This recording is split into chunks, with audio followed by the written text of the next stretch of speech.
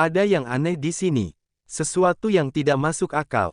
Banyak yang menonton, tapi hanya sedikit yang menyadari kejanggalan ini.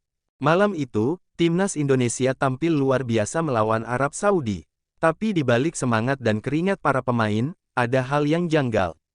Dan kalau kamu beri kami 14 menit, kamu akan paham bahwa pertandingan ini bukan sekadar sepak bola biasa. Sebelum pertandingan, suasana timnas Indonesia sempat memanas. Ada rotasi pemain mendadak, strategi diubah, bahkan rumor internal sempat berhembus di hotel tempat tim menginap. Patrick Kluivert, pelatih baru, terlihat gelisah dalam sesi latihan terakhir. Dan yang lebih aneh lagi, 1 jam sebelum kick-off, terjadi perubahan dalam daftar susunan pemain. Mengapa pemain yang fit justru tidak dimainkan?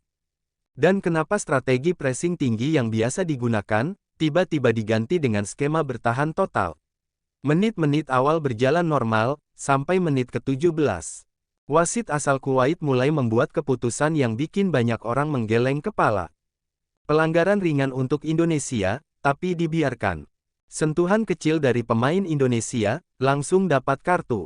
Ada pola di sini, sesuatu yang terasa tidak adil, tapi bukan hanya soal wasit. Ada juga momen ketika komunikasi antar pemain tampak kacau. Seolah-olah, sinyal komunikasi di lapangan terganggu. Jay Izes dan Rizky Ridho terlihat berteriak, tapi tak ada respons dari lini tengah. Mic internal stadion, atau ada gangguan teknis lain. Kita tak tahu pasti, tapi kejanggalan mulai terasa. Setelah turun minum, sesuatu makin tidak masuk akal. Kamera televisi sempat kehilangan fokus beberapa detik ketika Indonesia hampir mencetak gol. Saat tayangan kembali normal, bola sudah diamankan kiper Arab Saudi.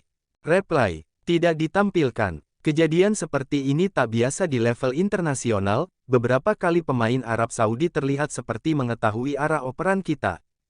Seolah mereka tahu rencana serangan sebelum bola dikirim. Apakah ini kebetulan, atau ada yang membocorkan setelah pertandingan berakhir? Netizen mulai menelusuri rekaman dari berbagai kamera penonton.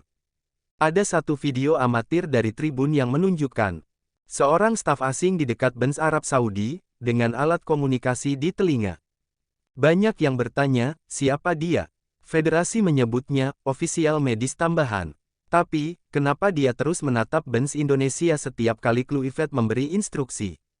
Ini bukan tuduhan, tapi pola ini terlalu janggal untuk diabaikan. Dari analisis taktik, terlihat bahwa pressing Arab Saudi tiba-tiba berubah setiap kali Indonesia mengubah formasi. Biasanya, butuh 1-2 menit bagi tim lawan untuk beradaptasi. Tapi malam itu, hanya butuh 10 detik. Reaksi terlalu cepat untuk level manusia biasa di lapangan. Dalam wawancara pasca pertandingan, beberapa pemain Indonesia tampak berhati-hati menjawab pertanyaan media.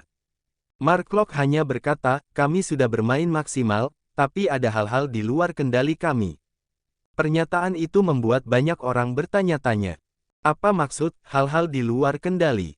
Seorang staf tim yang tak ingin disebut namanya mengatakan, kami merasa ada yang tidak biasa sejak pemanasan. Energi di stadion berbeda, bahkan koneksi komunikasi pelatih sempat error. Entah apa maksudnya, tapi yang jelas, banyak yang setelah semua yang kita lihat, satu hal pasti. Pertandingan ini meninggalkan tanda tanya besar. Dari keputusan wasit, gangguan kamera, hingga reaksi pemain, semuanya terasa aneh. Tapi apakah ini hanya kebetulan? Atau memang ada kekuatan yang bermain di balik layar? Mungkin, kita belum siap menerima jawabannya. Tapi seperti kata pepatah, sepak bola bukan hanya soal menang dan kalah, tapi juga soal apa yang tidak terlihat di lapangan. Jadi, sekarang kamu sudah lihat sendiri. Ada yang aneh di sini. Dan kalau kamu sudah menonton 14 menit tadi, kamu pasti mulai paham bahwa kadang, kejanggalan terbesar, justru ada di depan mata kita.